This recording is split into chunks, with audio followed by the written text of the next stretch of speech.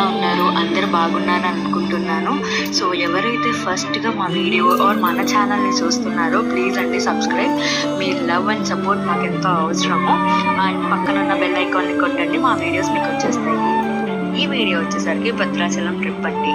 మేము మా పాపని తీసుకొని భద్రాచలం అయితే వెళ్తున్నాము.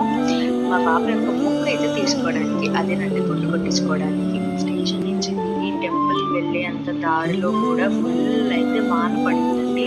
ఎలా అయినా మేము టెంపుల్ దగ్గర ఉన్న రూమ్ అయితే రీచ్ అయ్యాము.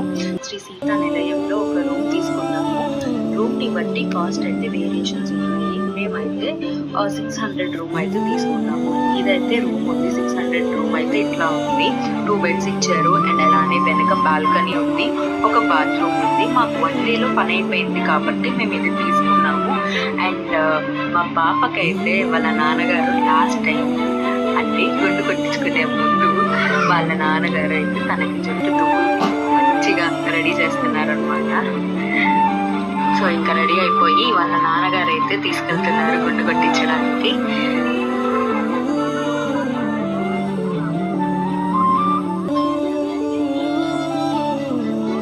సో యా ఫైనల్లీ అయితే మేము ఎంటర్ అయిపోయాము. రెడీ చేస్తున్నారు గుండు కొట్టియడానికి, జుట్టు తడిపి మొత్తం అలా. వాళ్ళ నాన్నగారు నేను అయితే ఫుల్ భయంగా ఉన్నాము.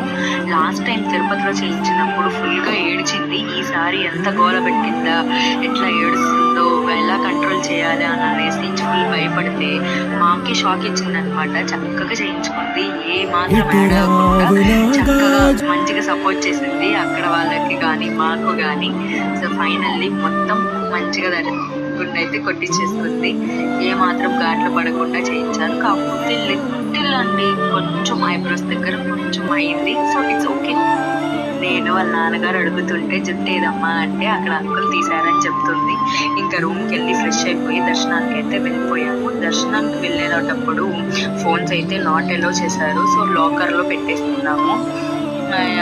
అలానే మా బుజ్జమ్మ అవుట్ఫిట్ అయితే ఇది. ఇంత దూరం వచ్చాం కదా, సో పర్ణశాలకు కూడా వెళ్దామని అనేసి పర్ణశాలకు కూడా వెళ్ళామండి. ఫైనల్లీ పర్ణశాలకి కూడా ఎంటర్ అయిపోయాము. లాస్ట్ టైం మా ఫ్రెండ్స్ వెళ్ళినప్పుడు ఫోన్ అనేవి నాట్ అలౌడ్ అని చెప్పలేదండి. అండ్ దిస్ టైం మేము వెళ్ళినప్పుడు అయితే ఫోన్స్ అలౌడ్ చేయనివ్వలేదు. అండ్ అలానే బ్యాక్ సైడ్ కొంచెం కన్స్ట్రక్షన్ జరుగుతుంది. అండ్ అక్కడ వాళ్ళు అయితే 100 రూపీస్ ఇస్తే వాళ్ళు ఒక ఫ్యామిలీ ఫోటో తీసి మనకి A4 షీట్ ఇస్తారు. అండ్ అలానే ఇక్కడ వరకు వచ్చాం కదా అని గోదావరి బోట్ రైడింగ్ అయితే వెళ్ళాము మా పాపని తీసుకొని.